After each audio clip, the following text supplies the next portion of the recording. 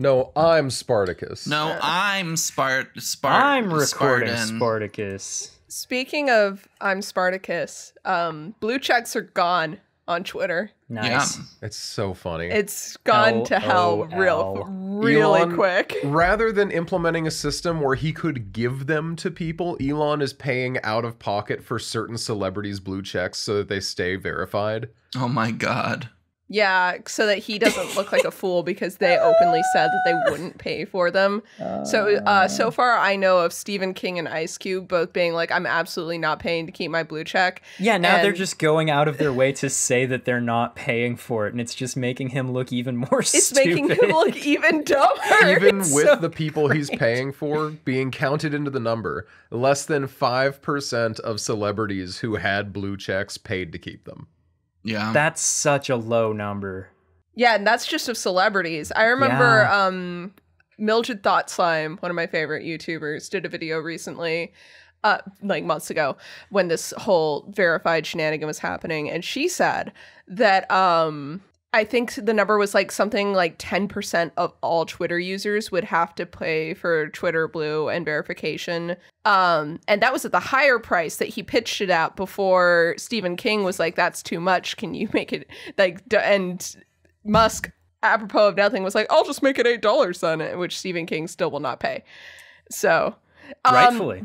massive dub for Stephen King, who usually Really? Yeah. I would not give Unprecedented, unusual W from Stephen King. Quiet congratulations. I'll take it. You know what I don't have quiet things to say about, though? What's that? I got a couple of ghouls I want to gab with you. Fantastic. I need to revisit a ghoul that has been gabbed previously. Oh, In I know fact, which what's gab this that? is. I was talking before the episode, and I watched 12 movies between the last podcast and now because I have felt like I haven't brought enough to the table. One Good, of the 'cause movies you I haven't. watched, I'm glad you're compensating. Get his ass. Get his ass. in an effort to pull my weight here at the podcast, I revisited Spiral from the Book of Saw. Oh no. And let me tell you, I was definitely happier to see it in theaters than I was at the end of it. Because watching it again, you really just have a full spotlight shining on Chris Rock being the only guy in the entire movie that doesn't fit in a Saw movie. How predictable. The beginning is a perfect Saw movie. The plot is like, that's a Saw movie, baby. And then Chris Rock is introed with a very modern hip-hop track going off about cancel culture. No. And I'm like, okay, I don't want to be the guy that says I don't want hip-hop in my Saw movie. That's a boomer take. Oh, sure. I need to keep my mind open to this because it doesn't tonally fit. And I maintain that opinion now. But I didn't want to like brush it off immediately. So when I first watched it, I tried to brush aside a lot of flaws in an effort to not just be a set in my ways Saw fan. Sure. But every time he's on screen, it feels like Chris Rock is riffing a stand-up routine at me.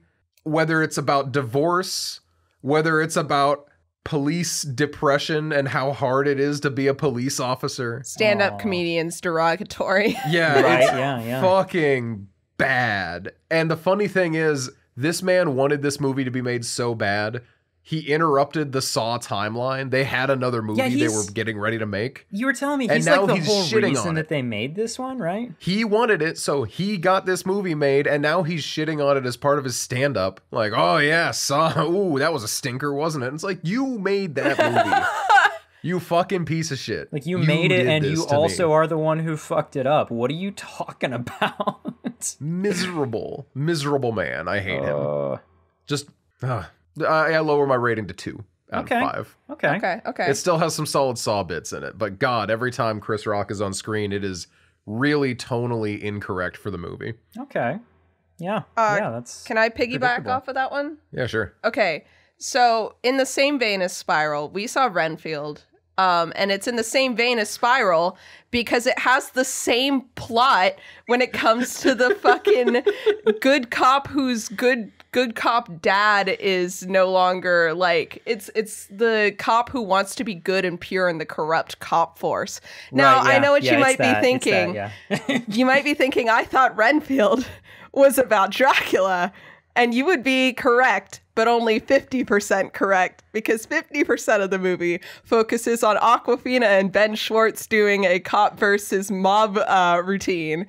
And boy, did those parts of the movie drag. I wish there had been more Dracula. I feel like the trailers of the movie understood that the primary draw was the Holt Cage Renfield Dracula pairing. The trailers got this, but the movie just doesn't understand that that's the primary appeal of the movie. No. So we don't get quite enough of it, because like that's all I was there for. I was there for Nick Cage being Dracula and being ridiculous at it. And goddamn, he was. I loved him. He was so good. I wish we got more of the two of them. More of the two of them like interacting. It felt like the whole cop and mob thing was a lead up to a single joke, which when they are gearing up to kill Dracula, I'm going to lead into it and then I'm going to stop. They're going to kill Dracula and they're like, what do we need to kill Dracula? Holy water, stakes, whatever. Oh, and we also need to make a protection circle. You know what? How do you make a protection circle? Oh, you can use like a powder to make a circle. I'm going to stop there and let you think that one through. And you're right. So that was a movie that we saw. Other than that, there are a lot of bits that were good. I liked it overall. I really enjoyed it. I didn't feel that it was wasting my time at any point. Nah, I did a little bit. I think there were some parts that just did not have Nick Cage or Nicholas Hoult that I was like, why am I here right now? Because it wasn't even like the characters that were not Nicholas Hoult and Nick Cage were like engaging. It was very much just that like what are the rest of the parts it was of the movie doing a really right. It was doing really cliche, overdone tropes, and it was playing them completely straight. There was nothing new to be done there. Yeah. So I was just kind of like, all right, I know exactly where this scene is going and why it's here. Can we be done with it so I can see more Dracula, please? Yeah, every scene that has Dracula and Renfield in it is like a 9.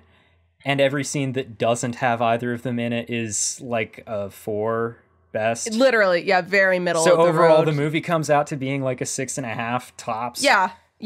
But it's because certain parts of it are really, really good and the rest of it is just not. Yeah, I totally agree. I'd give Renfield 6.5. If what we've described sounds fun, you should still go see it. Yeah. And if you just want to see Nick Cage as Dracula, he's in there. He's doing it. And he does what I was hoping him to do. I'm seeing it on Sunday. And so for part of that, I had to take out my earphones and hum a little song. Hum a little tune. I hope that you enjoy it. Thank you. I'm going in with the proper expectations, I think. Good. But the movie I'm going in with high expectations for is Evil Dead Rise, which I'm seeing tomorrow. Yeah, I'm very excited. Very excited. I am so excited for that one. Another movie that I was thinking of seeing this weekend that releases is Beau is Afraid. By director Ari I'm Aster. hyped for that one. Yeah. But people, from what I've seen on TikTok, people have just been like, yo, this movie's like weird. That's and I all don't that know I've that heard I about like it from the beginning. What were they thinking going in? All anyone has said about it ahead of time is this movie's going to be weird. And however weird you think it's going to be weirder than that. That's all I've heard. Nothing can really prepare you. If people are like, however weird you think it's going to be weirder. There's only a certain level of weird that the average audience member can like think it's going to be. I believe it's going to be. That's because weirder. average audience members don't watch Dario Argento movies for fun. Like me earlier this week when I watched Tenebrae, which was fantastic. The only person I saw say anything even remotely good about Beau is Afraid, though, is Daniel Kwan, half of the director duo who directed Everything Everywhere All at Once. Okay. Mm-hmm. And what Daniel Kwan said was, yeah, Ari Aster was really just doing his thing, and it was real fucking weird. Good for him. Not anything like overtly positive, just good for him. The people I've seen reviews from so far have been, am I mad that I saw this movie?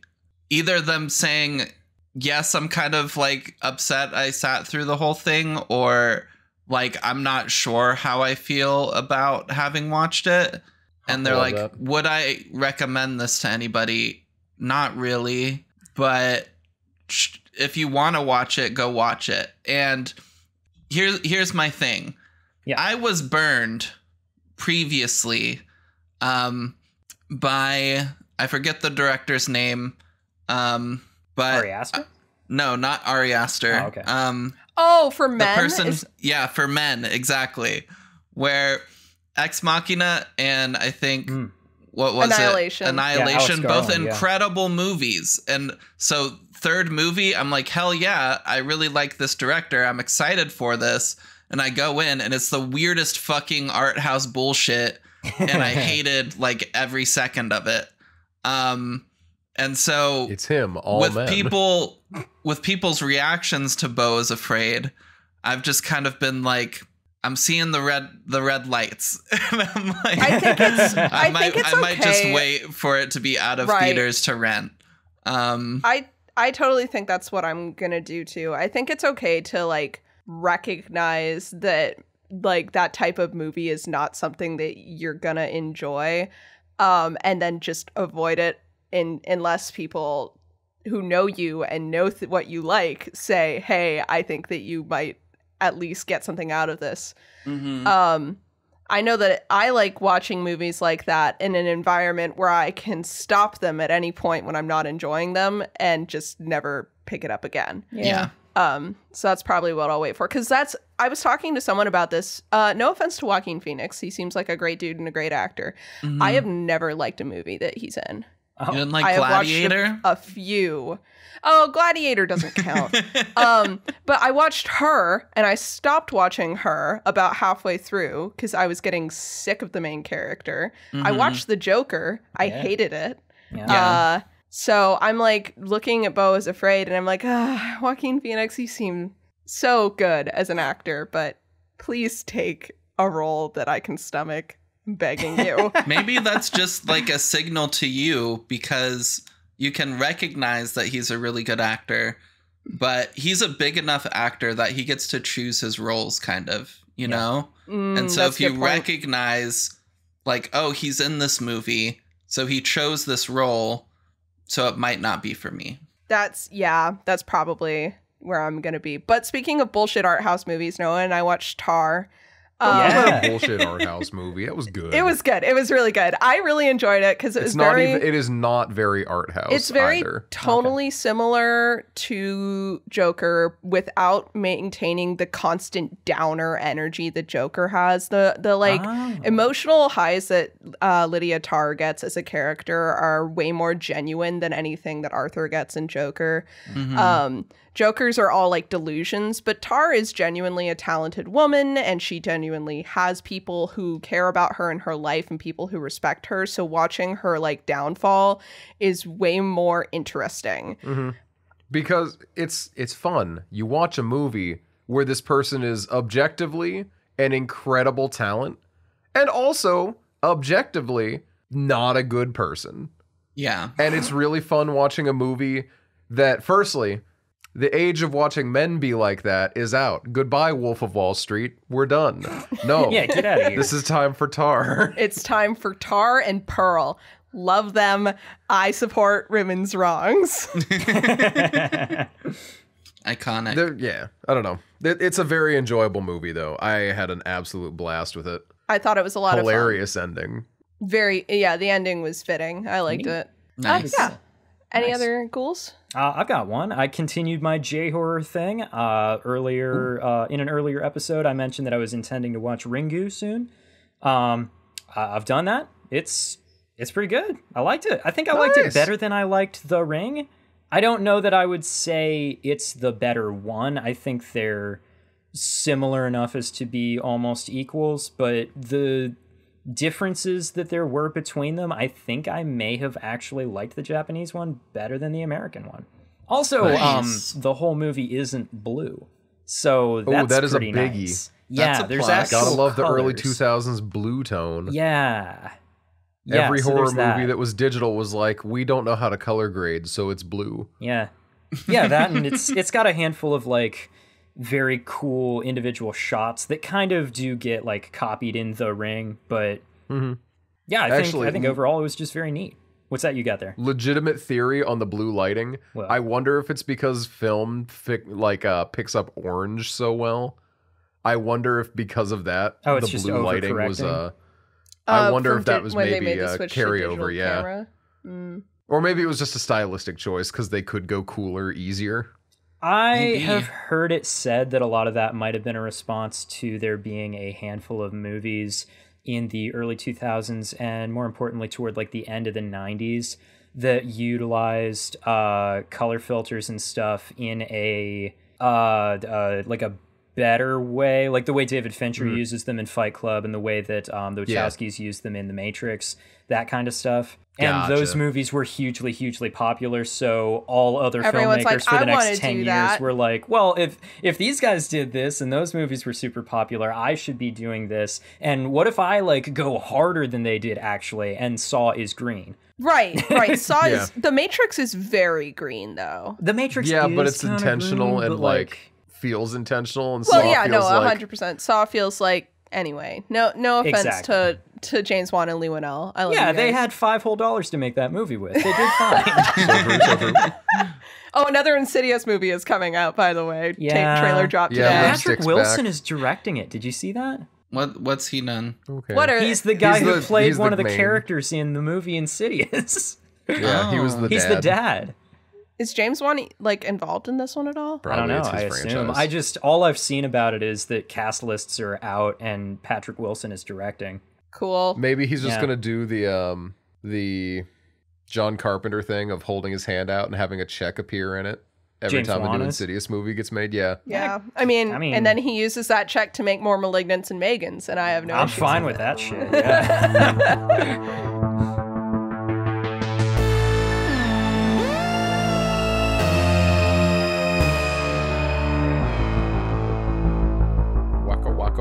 Welcome back to Casual Obsession. I'm leaving that. Damn. Yeah, okay. Hi, guys. Welcome to Casual Obsession, the horror movie podcast where we talk about horror movies. I am one of your 4 hosts, Nina. I am one of your 4 hosts, Noah. I am one of your 4 hosts, Jeff. Hey, everybody, it's me, Emma. Hey, I'm Emma over here. Hey, we're watching a movie here. Bum bing bum boom with some more fucking zombies. Hey. Yeah. Welcome back. This week we watched Day of the Dead, the 1985 George Romero zombie movie. Yeah. It's really fun. It is about a team of scientists and a team of military dudes avoiding the zombie apocalypse by hanging out underground, running experiments, and arguing about things until shit goes down. And that's the movie, yeah. It's pretty much. I didn't really know what to expect going in because I've never seen a Romero movie apart from Is there a black and white one? Yes, Night of the Living Dead. Okay, the original. Okay, so I've seen Night of the Living Dead without any sound at work because it's one of the ones that we can play during the Halloween season. Right. It's not a silent movie. It's a loud movie. It's a talkie. It could very easily be a silent movie, honestly. If it just had a slightly stronger soundtrack, it could do fine. I definitely got the gist of it. Without the sound on. The dialogue only matters so much on that one, really. But I liked this one a good bit. But before we get into my thoughts on this movie, Noah, what did the critics think of this movie? The critics. See, I feel like we should maybe roll back the critics angle. Only because I don't look into that at all. I just pull the numbers off of Right, of course. What does the audience, what does the world think of this? What I should do is I should find a critic to care about. But Twitter Brandon hasn't said anything about this movie, and he's the critic I've chosen to care about of late. So you could just keep checking into Roger Ebert, as was a bit for a long time. It was. He probably talked about this one even. He probably did, but I won't know. Actually, Because Okay, I guess IMD we're just not looking. We have the power Yeah. to look Nope. at it. I'm So- gonna rattle off some numbers for y'all. before you do that, this movie actually, of all the Romero zombie movies, this one made the least money. But really? he actually felt that it was the best one. Huh. I get that. It was his No, favorite. like, I haven't seen any of the others, so I Okay, wouldn't here's know. the other thing, though. When he was getting ready to make it, the original script that he pitched, he was asking for a $7 million budget, but he wanted to make it unrated. The studio told him, we will give you $7 million for an R-rated movie, but if you want to make it unrated, we will give you half that. So Yeesh. he made it unrated, and they gave him half that. Oh, King. I was gonna say I Yeah. can't see how they could have toned this down They like didn't. how this could. I don't see how this I could was have been wondering- worse. I was literally thinking like, wow, they say fuck a lot in this movie. They do, Yeah. and there's just no limits on the buckets of blood and intestines just dumping everywhere. Nothing but respect for my Pittsburgh King. Exactly. He was living in Florida at the time, but we can forgive him. Yeah, I could tell because there was a map on the wall. I was very sad to see it wasn't Pennsylvania. Actually, all the underground parts of this movie were shot in Pennsylvania in a limestone mine near Newcastle. I fucking knew. fun. Okay, wait a minute, Yeah. wait a minute. The above ground parts are in Florida. The town in the beginning is Fort Myers, but all the underground stuff Okay. is a limestone No, mine in halfway Pennsylvania. through the movie. Noah's note. This set is insane. It's just so huge. Can't wait till Jeff tells me it was a massive abandoned mine 15 miles from Pittsburgh or something. Literally, Not he 15 did not. miles from that has just Pittsburgh. been It's there. in the Newcastle area, but the area is called Wampum, Pennsylvania. That's pretty good. Yeah, but yeah, it was a limestone mine. It's pretty good. Fucking Pennsylvania, man. I love it here. All Pennsylvania has is abandoned mines for the most part. I've never been to an abandoned mine here. I did go to one, possibly. Oh, I've never been to illegally one. That shit's not in safe. Seattle. Yeah. We went a good 100 feet into a copper mine one time. Well, I mean, And that's we- a copper Not safe. mine, though. Copper mines are an awful lot safer than coal mines, which is most of what That's Pennsylvania has. definitely true. Okay, Noah, Anyway, critical the ratings. The ratings, We got a right. 7.1 out of 10 on IMDb, just a smidge below the last movie. Huh. 86% on Rotten Tomatoes, just a smidge below the last movie. Huh. Metacritic is a 60%, which is like 15 points below the last movie. Yeah, it's kind of It's low. weirdly I lower. think that's too low, personally, but... And Letterboxd is 3.8 out of 5, just a smidge above the last And Roger movie. Ebert did do a review on this movie. What did he have to say? Do you want me to give his rating or Rating. read a small bit of his review Both. first? I would like both, please. Both. Yeah. Okay. Whichever order you deem fit. In the earlier films, we really identified with the small cadre of surviving humans. They were seen as positive characters, and we cared about them. This time, the humans are mostly unpleasant, violent, insane, or so noble that we can predict with utter certainty that they will survive.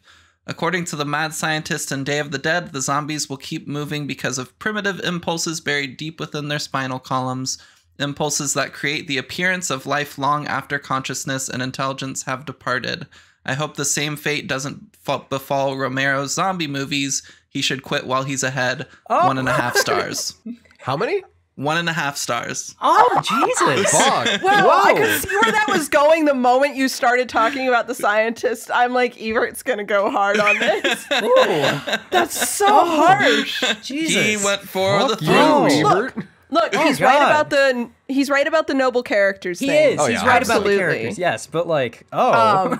But I'll talk about that when we actually get into it. Okay, cool. So that's that. But Nina, On the what's this criticals. movie about? No. What do you rate this movie, Emma, if you're so eager to hear what the movie's about?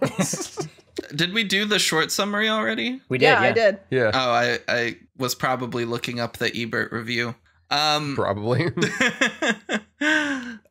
So as we all know, I don't favor older movies. In fact, I Right. have a really hard time with them. Right? I expected you to have kind of a tough time with this one.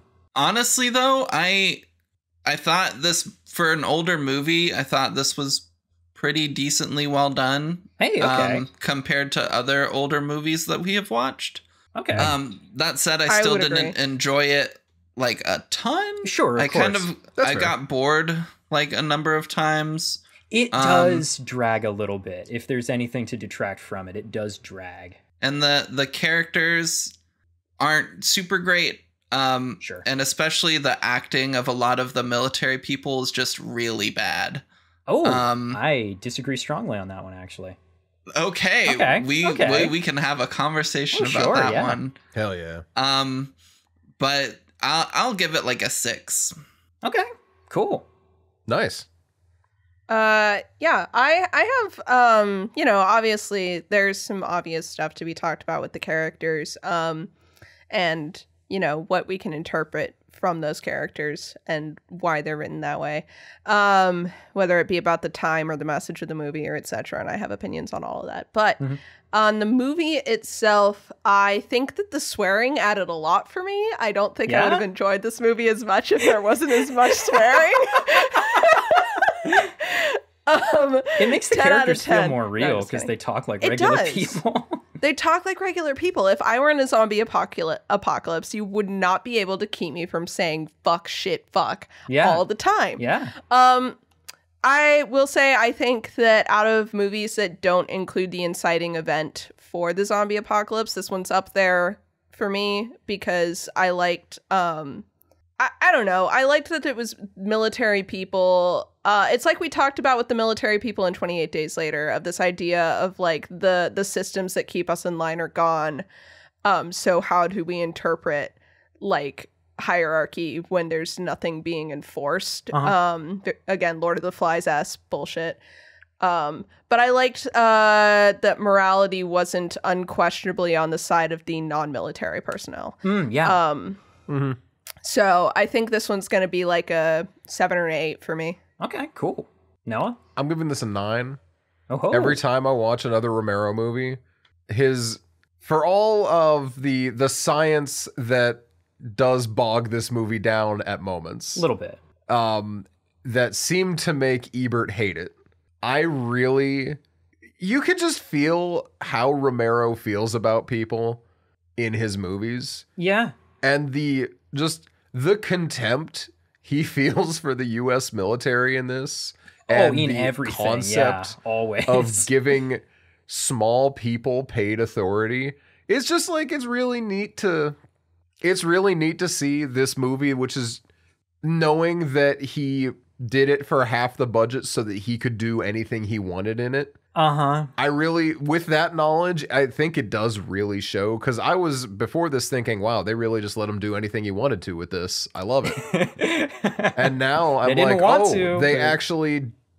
they tried to bargain him out of doing it, and he said, cool, I'll do it then. Yeah, he said, I refuse to rein this in. I'll just do it with half the money instead.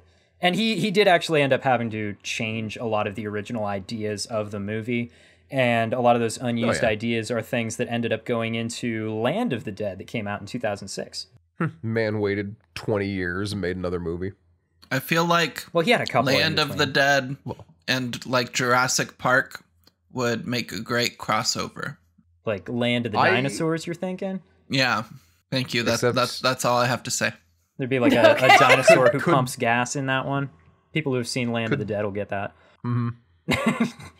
I remember that guy. I don't know anything about anything. He pumps gas. Got it. He pumps okay. gas. Yeah, that's kind of his thing. Anyways, Okay. I think I'm giving this movie an 8. I was originally going to give it a 9, but then I watched it again last night and decided that it is just a touch too slow moving for its length. I think it drags a little bit. I think it is. I think that my brain blocked out parts. This is one of those movies that my brain skipped over the slow parts. As opposed to Renfield, where I saw it in the theaters and I had nothing to distract myself. Yeah, nothing to do there. Because I was drawing while I watched this one, so time moves better when I'm drawing. Yeah. This one's got a great soundtrack to be using as a background movie as well. It never stops. Did you catch that? This entire movie, the soundtrack never stops. Okay, so the soundtrack is a good lead into my trivia, which also leads into the spoiler review. So let's do our content warnings really quick. Right. And then we'll move on. Content warnings for this one. There's a lot of racism. There's a lot of racism. Thrown around. There's a lot of slurs. There's a lot of it's the 80s. A lot of almost all the characters are stereotypes. I would like to asterisk it's the 80s hand wave. Right. Romero is very intentional about this. Yeah. While his casting of a black man for the main role of the first movie was not or for Night of the Living Dead was not like an intentional statement thing. From then on out, his movies were more and more intentional about things like that. Right. Are you? Yeah. And Are you sure it wasn't an intentional statement in Night of the Living Dead? Because no, it was a role that he had said he didn't care who it was going to be. The statements were going to be made regardless. Oh, okay. But he felt that they did have a lot more weight coming from a non-white actor. Right, yeah. He gave the job to the guy that he felt auditioned the best. Okay. Yeah, gotcha. That's cool. Yeah, no, I'm going to talk about this when we get into like the discussion, Right, yeah. but I think the use of stereotypes is partially due to the time it's being made and due to expectations of that. And then also definitely because there are conversations to be had about specific characters that I identified with and whether or not they're proven right about what they are attempting to do. Yeah. There's slurs, there's sexism, there's the normal zombie stuff. There's a lot of, zombies. There's a lot of gore. It's Tom Savini. So yeah, it's Romero's Savini zombies. So it's like they're going hard on it. They're going hard. It's you would think like, oh, it's like the 80s level of effects, but yeah, you got to remember like this is like, this is... I made the mistake of eating while watching the end of this movie. Oh no. And there were moments where, much like the beginning of Texas Chainsaw, I was like, I am gonna hurl if I attempt to eat noodles while I'm watching this. Yeah, a thing about... And those effects, I will say, very helped by the shitty VHS rip that Tubi has uploaded. Why'd you watch it on Tubi when it's on Shudder? Shudder, dude. It's on Shudder? Oh my God. I messaged the chat about it and everything as soon as we Yeah, they the did. movie. And I forgot. You watched it with ads when you didn't have to? Okay, so Tubi was the first result on the where can I stream this? Right, because Shudder doesn't show up on that stuff, yeah. That was why I told you. Check Shudder. Was it in full screen or widescreen? Wide, I think. Oh my God. Oh, Jesus. No. I watched the worst possible version of this movie. Rip. It was so good. It was so crunchy. I loved it. It was really good. I loved seeing the effects on Shudder, and there are some just sound design choices late in the movie that I really loved. Yeah. Last trigger warning is an on-screen suicide. Yeah. Just as a heads up. Yeah. Yeah. True. Jeff. So the thing about Tom Savini, anytime that he's doing the effects on a movie, especially a Romero movie, because George Romero really just looks at Tom Savini and says, "Go ham." Like Tom Savini was like the way that his career started is he was originally supposed to be the one to do the effects makeup on Night of the Living Dead, but then he wasn't able to. Do you know the reason he wasn't able to? It's because he got fucking drafted to Vietnam. Oh, Jesus. Where he did a tour as a combat photographer. Oh. Which is one of the more fucked up jobs that I can imagine having. I was going to say, that'll inform some so then he came back decisions. and he was like, all right, I'm ready to help people make horror movies because now I know what it all looks like for real. Yeah. Poor guy. And he's made a career out of it. So apparently that experience didn't sour him on the idea, but like... That's the incredibly fucked up backstory of everything that Tom Savini has ever made. That's like a legitimate thing about horror is that for creatives, like as a trauma response, it is a way to kind of desensitize and cope with things. Yeah. Mm-hmm. Yeah. So that's really interesting. Thank you for sharing, Jeff. Oh, now it's time for Emma. Scary. How was it? The practical effects on this movie are very, very well done, and they can be a bit unnerving and gross at times. Yeah. Tom Savini loves making fake heads. It's his favorite thing, I think. Yeah. He does a great job. So I think there are like some jump scares, quote unquote, that happen throughout the movie that like don't really hit because they don't. modern jump scares are like a different beast. So the real kind of like horror or unsettlingness of this movie comes from the practical effects of things getting eaten and torn apart. And so I'll give it like a 3 for that. Yeah. Okay. But yeah, well done. Yeah. All right. Time for the spoiler synopsis and my fun fact. So this might be fairly common knowledge to some, but the opening to this movie includes a sequence of characters walking around. So basically, we open with a nightmare sequence that I've seen. Another fun fact I've seen as a GIF on Tumblr maybe a bazillion times. I see it all the time. I didn't know it was from this, so when I saw it, I was very excited. I laughed out loud. I always laugh out loud at it because her reaction is so funny. She's having a nightmare. She gets close to the calendar on the wall, and a bunch of hands like shoot out of the wall, and she turns away dramatically. Yeah, she's just like, and then she wakes up. Literally. And then she wakes up. One of my favorite gifs ever. But so we have this scientist. I actually don't know many of the characters' names. So but this scientist and her like military boyfriend are Miguel. Huh? Sarah and Miguel. Thank you. Yeah. Are going on a little retrieval trip to go to an area that's been infected by a lot of zombies to see if there are any survivors.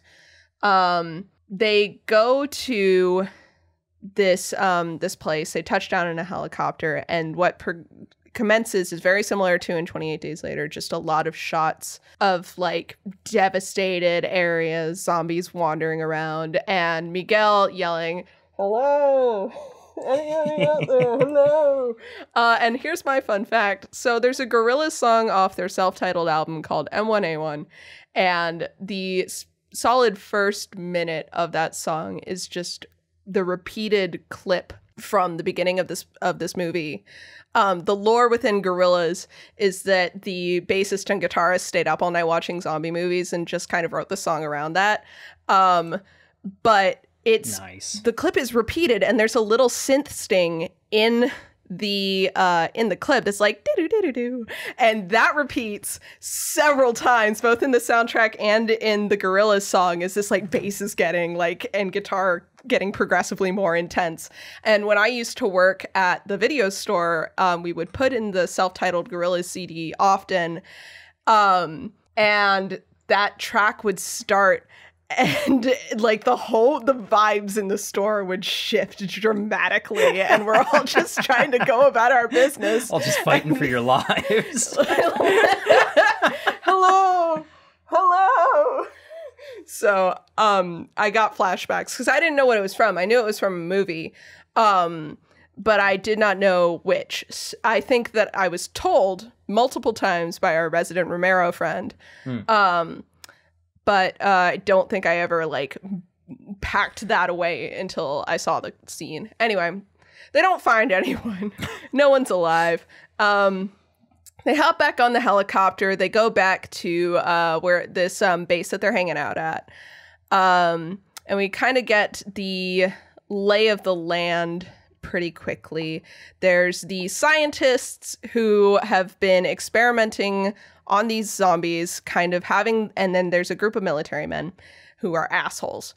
Yeah, they're real pieces of shit by the looks of things. They're real really pieces suck. of shit.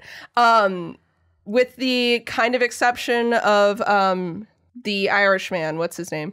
Bill. Is that John? Bill. And then John is the Jamaican guy? Yeah. Neither of them are actually military, though, from the looks of things. They never wear uniforms. They're just... No, they're part of Team Civilian. Yeah. Okay, cool.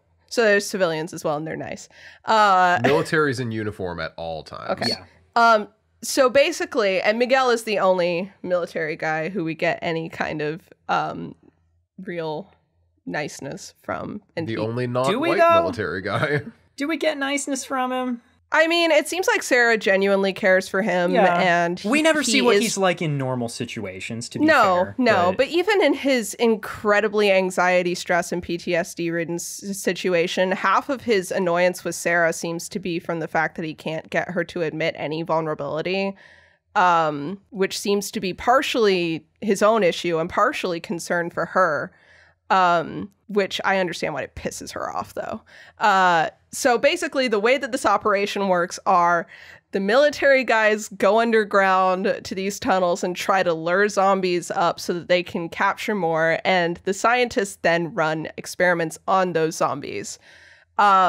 The head scientist is nicknamed Frankenstein by the military operation, which is incredibly accurate to the way this man behaves. Visiting his experiment lab, we find that he's been dissecting these zombies. He's been trying to test their capabilities and their instincts, and he has found out some interesting stuff in not the most ethical ways. He has not only been using the zombies that have been harvested, he's also been using the corpses of military personnel who have passed away. Strictly unethical. But what he has discovered is the zombies, you can destroy any part of their body and they'll keep moving. Except for the brain. If you destroy the brain, they're gone. The hunger for flesh is not driven by any survival instincts. They don't need to eat flesh to continue existing.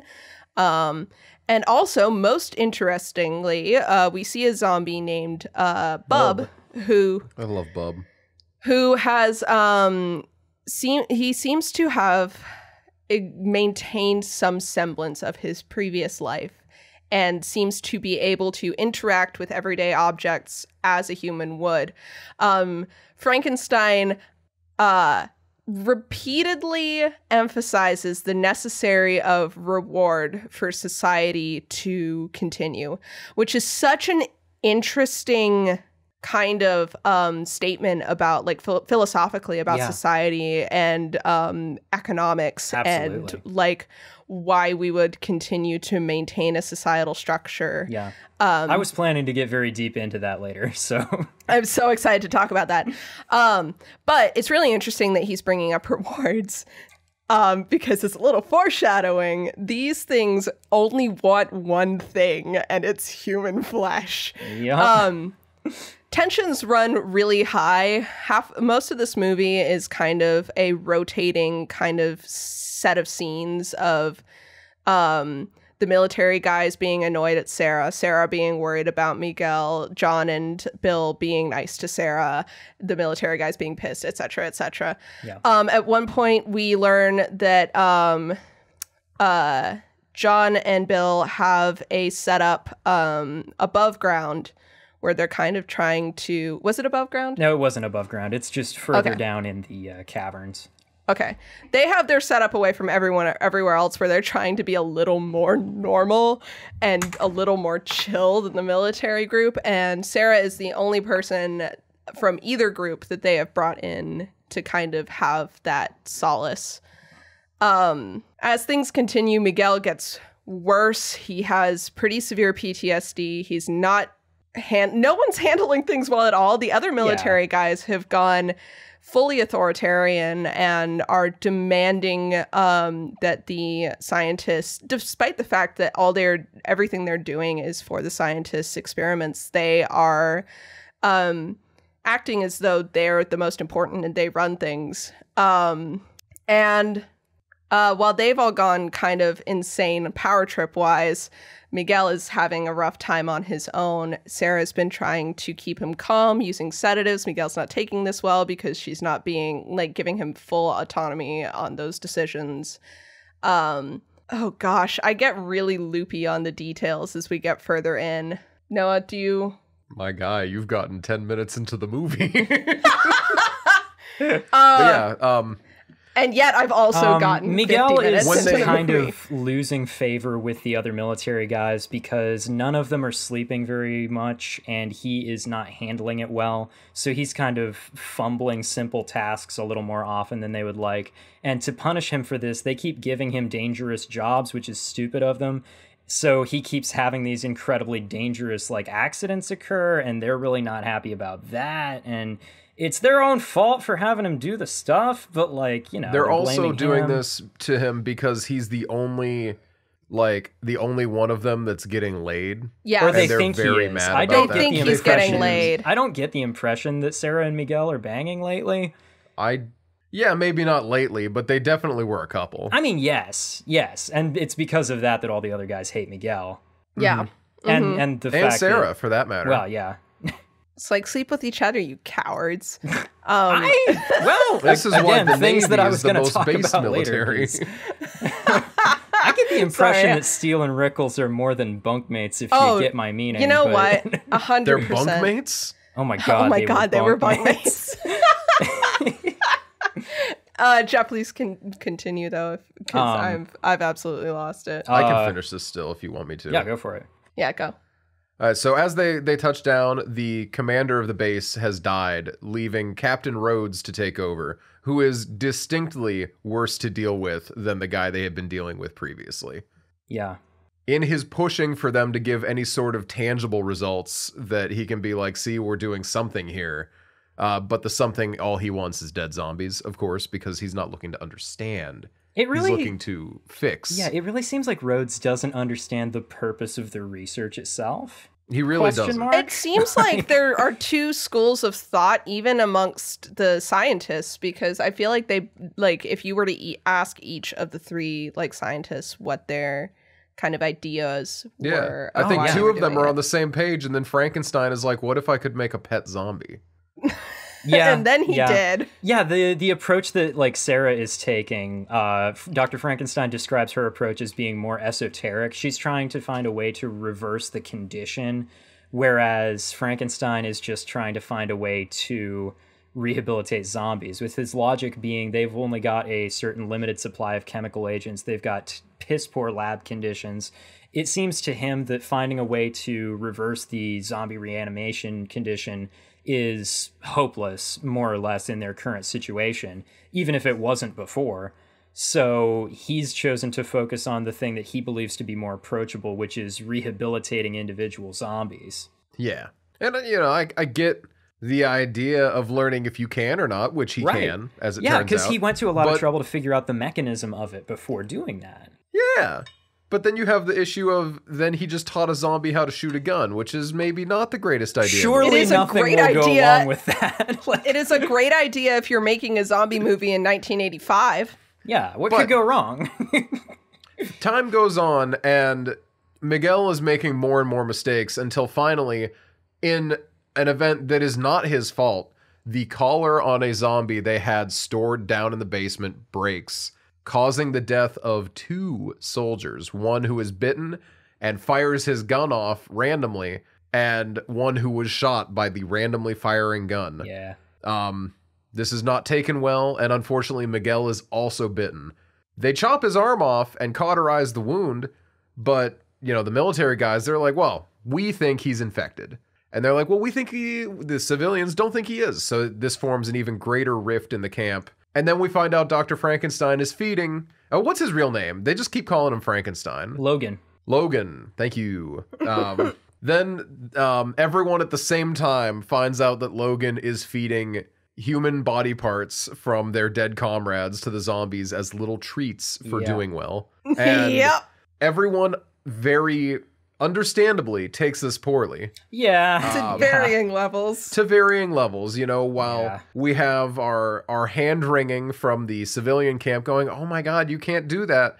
Captain Rhodes, on the other hand, he's gone off the deep end, and he's following through with his threats and immediately kills him. Yeah, to be fair to Team Civilian, they weren't necessarily being like, oh wow, that's not okay, so much as they were being like, hey, what the fuck? Hey, what the fuck? Literally. Yeah.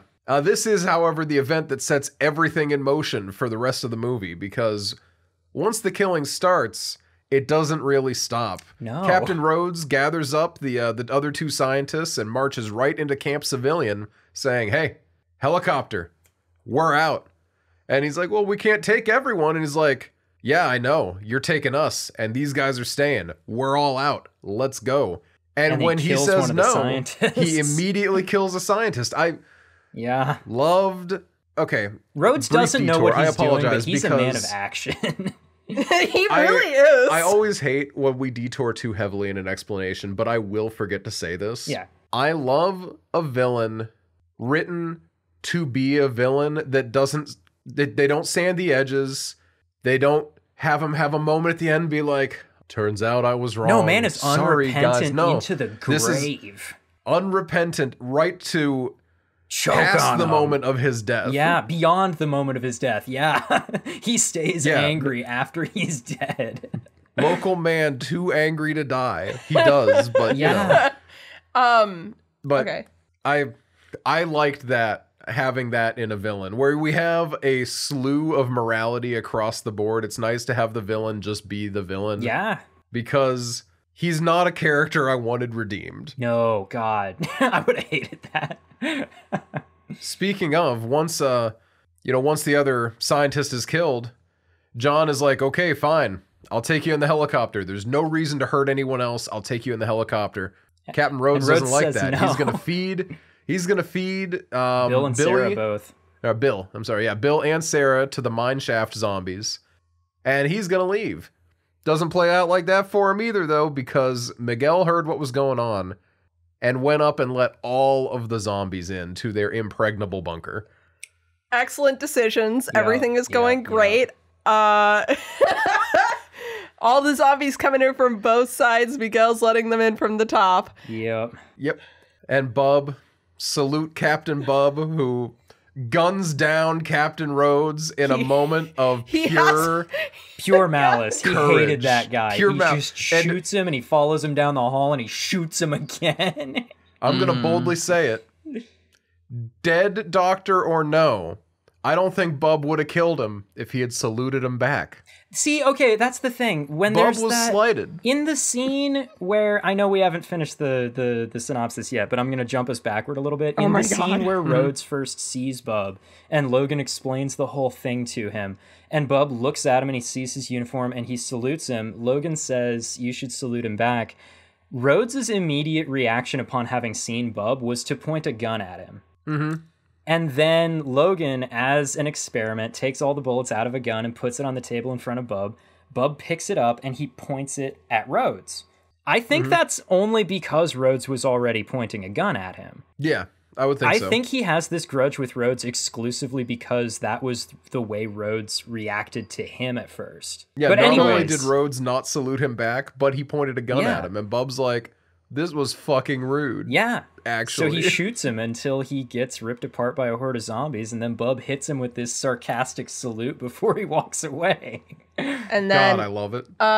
Everyone runs around in the bunker. Most of the military dudes die, and all then the military dudes die. Oh yeah, all the military dudes one die. by one. We get one to by one. We get to have our moments. Yep. And they're good. They're good they're moments. incredible. Every one of them. Yeah. Everyone gets torn apart. There's one guy who, as he's dying and his like head gets torn off, he's screaming, and the screams go. This is my favorite sound design moment. The screams go up in pitch as his head's being ripped off. I was like, it's a freaky blown scene, away, and you don't see it so coming. good. And that's one of those scenes where, like, as they start pulling on his head and you see stuff happening at the neck area, you keep waiting for there to be, like, a cut. You wait for them to stop showing you something so they can move from what is clearly a man lying on the ground there to something fake, right? But no, it was something fake the whole time, so there's no cut as they rip his head off. So wild. It's so good. I love it. Watching that scene, I thought the head was real and the body was fake. Me too. And that's then what I thought. As the head is torn off and then pulled away, I'm like, how did they do that? Right? Oh, the head is fake. Yeah. Yeah, but you don't notice. You don't realize it was clean. While it's so happening. good. It's so And well I done. liked... I may be misremembering, but after the head is removed, like the screaming stops, like obviously, but it looks like the head is still like trying to scream. It's still screaming. It's so yeah, good. That's it's pretty cool. Yeah. Gotta love a Tom. Yeah, this is where the background zombies get real good as well. Yeah, this is where the horde is, really. We have one moment where I think it's Bill is running over the top of some crates, and one zombie just gives him the hardest side eye I've ever seen. It's so funny. So at this point, I was alternating between, wow, this is fucked up, and oh my god, this zombie is like hamming it up in the background. Some of them are doing it. Some of the zombies are really going for it. They're really going for it. I love the that this is kind of obviously where the like Plants versus Zombies kind of thing of having all the zombies have different outfits they're wearing. Oh yeah, kind of came from. The Romero so we had classic. The football zombie, the and marching the, like, band zombie. There's a Michael Jackson zombie in the back of one shot. I saw him. Okay, Yeah. Fun fact about the Michael Jackson zombie: one of the makeup artists that they had was mad at whoever it was that was in charge of the makeup tent because they were playing Michael Jackson's Thriller and they were annoyed about it for some reason. So as a response, the head makeup person in charge of the tent there like just dressed some zombie up like Michael Jackson to put them into the movie. I love that. Yeah. That's so funny. Isn't that great? But to conclude real quick. Everyone gets on the living people Bill, John, and Sarah all get on the helicopter and they get grabbed and yoinked and they're about to die. And then Sarah wakes up. It is a nightmare of her remembering escaping from this godforsaken base. Yeah. And they're on an island. And they are in Tahiti. Yep. Having a grand old time. Yeah, and then she like holds up the calendar that she made and they're like almost a week into November at that point. Yeah. Yep. Which at the beginning they had a calendar. They were at the end of October. Yeah. So. Okay. So Margaritaville started playing. It should have. If this movie had Margaritaville playing over the end credits, that would have fucking rocked. When was Margaritaville released? I'll look Not it in up while we late start 70s, to talk. I think. No. Hold on, now that we've finished discussing the events of the movie Day of the Dead, let's talk about Jimmy Buffett's Margaritaville. This is why people listen to this. 77. I told they you. Should have done it. I would have killed for that. So here's a really sorry, I'm so sidetracked by Margaritaville. Let's talk about There's what a do we little want drop down saying, is Jimmy Buffett a billionaire? Apparently he's one of the richest musicians in the world. That kind of makes sense. Probably because of Margaritaville. It's got to be because of Margaritaville. Okay. What's up? What are we talking about with this movie? What are we not talking about with this movie? Tell you what. Since we're still so close to the recap. Yeah. What is going on with the beginning of the end of the movie? Okay, so because in the beginning it looks like she's in like one of those padded like mental health rooms. Oh, I thought it was like one of the rooms. One of the rooms. I thought it just looked like one of the rooms in the bunker. You know, cinder block walls and such. I also did. Oh, really? Yeah. And she walks up to a calendar and it has all of October X'd off, and then a bunch of arms come out of the wall. Yeah. And then we're no longer there. And then the end, they're running, getting to the helicopter and everything. She goes to get into the helicopter. A zombie like jumps out and like grabs her. And then she's on the beach. Yeah. I think those are her like unaddressed stress dreams is what I got, because we got another dream in the middle of the movie too. Right. They're only addressed in that Miguel is like, dude, you're having nightmares. Something is wrong. Will you fucking talk to me? And she's like, no, you're the one who needs to be pampered, and I'm going to stick a sedative in your arm now. And Miguel's like, fucking hell. Yeah, well, what I've got in terms of my read of like the calendar specifically is the beginning one. It's the calendar's all lined up, all X'd out to the end of October, and there's like no space left, and it's like finality, right? And in addition to that, it's October, it's fall time, it's when the plants are dying, so it's kind of like emphasizing the finality. But then the one at the end is like partway into the beginning of November, and she's like just made it herself out of a piece of cardboard and a marker, and it feels as though that's indicative of like something more like a new beginning, right? Because then they're on this tropical island, they're surrounded by life, there's birds and plants everywhere, and she's got a calendar counting toward a future that she expects to have. You know, so it's kind of like her realizing that there is actually more life to be had, more to live for. Is kind of how I read the calendar specifically there, at least. Okay. Makes sense. And it kind of, I think it kind of goes along with the ideological conflict of this movie, the way it kind of it plays into it a little bit. The way that, I don't know, I feel like the ideological conflicts of this movie kind of goes in three directions, right? Because you've got it from the scientists, the military guys, and then you've got Bill and John. Mm-hmm. The scientists' approach to things is like, regardless of what's going on, we've got to figure this out because that's all that there is for us to do here. Whether there's a point to it or not, whether it comes to something or not, we've got a responsibility to try and figure this out at least. Whereas Bill and John are both just kind of like, this is a hopeless situation. We might as well try. Why are we even here? Yeah, why are we bothering to most try of our this? lives? Why aren't we going somewhere where we're going to be a little bit more safe and be able to enjoy what's left of our existence? Because it's all over. Meanwhile, the military guys, this is the really interesting part of a three-way ideological conflict, is the military guys don't have one. Rhodes has absolutely no plan. He's got no idea what to do in this situation. All just wants to be the one in charge. He's supposed to be in charge. Yeah, that is literally the only information that he has about this situation, is the perception that he's supposed to be in charge. He wants everyone to listen to him. Which isn't even the correct perception. God, no. He wants everyone to listen to him and do what he says, but then what's he saying? He doesn't have something that he wants them to go to doing. He just wants them to stop what they are doing because it wasn't his idea. Mm-hmm. The man hasn't got a clue. I don't even think he would be morally or ethically opposed to what Frankenstein is doing if he had been the one to come up with it. God, no. No, it's just that he doesn't know about it, he didn't come up with it, and he doesn't really get it, so he's opposed to it. That's it. It's so American core. Absolutely it is. Absolutely a perfect example of guy who got promoted because he was just his boss the least died. stupid guy in the room. Yeah. It reminds me This is a guy who should never have been in charge. I'm gonna be topical and predictable. It reminds me a lot of the pandemic response of the one side of things working to actually try and understand things, another group of people being like, we don't like this because we don't understand this, and we would rather take like horse medication because it was our idea at least. And that's what Steele and Rickles are doing. And then a bunch of, literally, and then a bunch of people who are just like, okay, but what do we do? What do we do right now? Like, you guys are figuring things out, but like, what are we supposed to do to just maintain some sense of humanity while we're stuck inside for 3 months? Like, we're on TikTok making up trends. We're figuring out how to make sourdough. Like, we're trying to figure out how to connect with each other and stay alive and stay human. And everyone's having terrible nightmares all the time. And because what is the right? Everyone is, not just me, Jeff.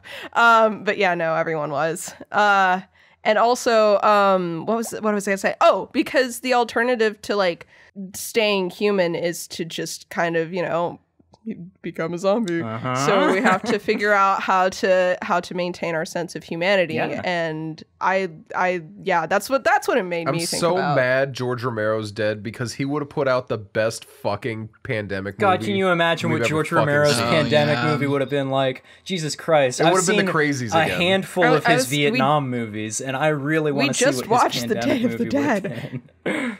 Well, I think this is pretty perfect. Yeah. So, everyone was making jokes during the pandemic about now we know what people would act like in a zombie apocalypse. And honestly, I see it. Yeah. I want to see all of the people in this movie's like TikTok accounts. And mostly and the John's content they make. I feel like John is the one who would going have a around. Good one. I want to see all of them trying the new hot K-pop dance. John would be going around filming everyone else's bullshit and like doing little commentary. Yeah, on just it. Like, can you believe way they're doing more this? work. No. John is the guy that does thirst trap reviews. Oh, have y'all seen that guy? Yeah. Because it's hilarious. Yeah. He would do okay. That. I'd like to talk about John for just a sec, actually. Can we, before we start talking about John, there's a scene that got left out of the synopsis that I was actually kind of beating around the bush on my way toward here. The reason that I think the calendar thing ties specifically into the ideological conflict is there is that one scene where Bill brings Sarah back to their place and they hang out with John. And John talks about all the records and shit that they have gathered up that I guess the military guys must have brought with them when they established in this underground whatever this thing is. And he's like, do you know what they've got here? They've got the negatives to every movie you've ever heard of. We've got the Defense Department budget. We've got records of every disaster that has ever occurred in human history. We've got all this shit. And how much good is any of it doing us? Are we ever going to care about all of this that we have? Why are we here? Why are we bothering to take care of all this stuff instead of just leaving and trying to enjoy our lives? Right. And he really lays into like the amount of tax documents too. Yeah, he very specifically is leaning into government documentation. Pointless documentation, I guess, is the way that he views it. And I think the calendar specifically in that situation, you don't give a shit what day of the week it is. Right. He would call that something very pointless. So I feel like Sarah deciding to go into the future, keeping track of what day it is a very intentional step by her to take John's philosophy with a grain of salt.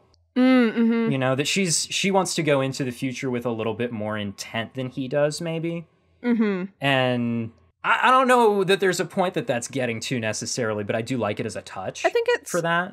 I think it's definitely interesting, specifically with John, because so John is Jamaican. Yeah. That is something that we learn about him. And I was gonna talk about this. So something about this movie is that all of the characters are very stereotypical of their like country of origin. A little bit. The Jamaican guy is like, oh, why aren't we just on some island chilling or whatever? The Irish guy is drinking constantly. Yeah. The Hispanic guy is a devout Catholic. All the military dudes are assholes. It's very, very like by the books, and it's not a long enough movie that a lot of people get to be subversive of their stereotypes. Very and few some of them character are still building moments in the story. Right. So, but I think what's important is John, despite displaying a stereotype of Jamaica specifically, but all Caribbean islands, the stereotype is like, oh, you just laze around all day. He's right. He's right, and he is proven right. Yeah. That's more important than, like, in this specific movie, than, like not being a stereotype, because I think it's intentional, is that he is correct. Enjoying... This is something I've talked about with Puerto Rico before, is that mutual aid, in my experience in Puerto Rico, mutual aid is really important because it has to be, because we're not getting any relief from the U.S. government.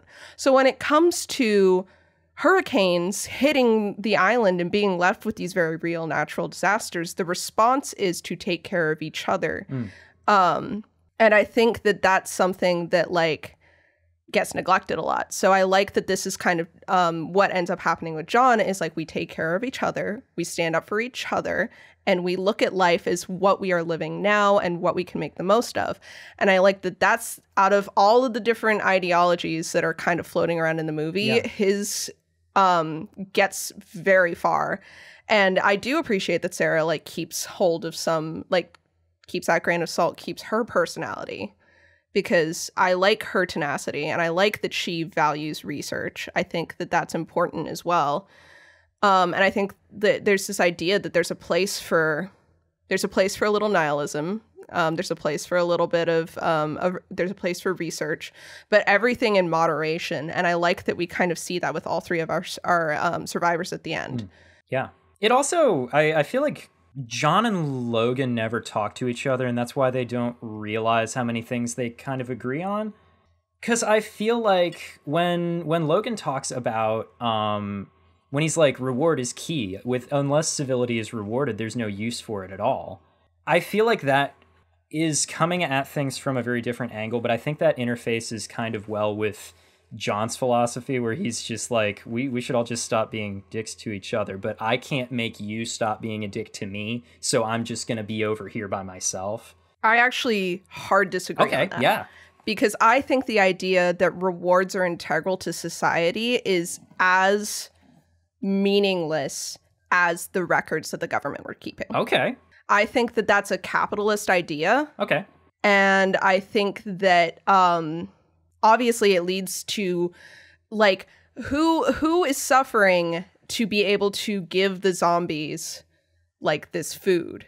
Living real people are this reward is not coming from nothing. It's not costing nothing. It is costing real life human body parts. Yeah. And you can only continue to give a reward insofar as we have fresh dead humans to reward the zombie with. Right, very limited until you kill another person. Exactly. So, you know, I felt that was a very capitalist idea, personally. Meanwhile, I think John's ideas of like, because what reward does he get in bargaining to keep Sarah alive? That's a good point. He gets nothing. Yeah. So there's like, I think there would be a huge conflict there because John seems to be a very like compassionate, focused person in that way. And I think Logan was more, I think the very idea about rewards goes counter to that. But, you know. Okay.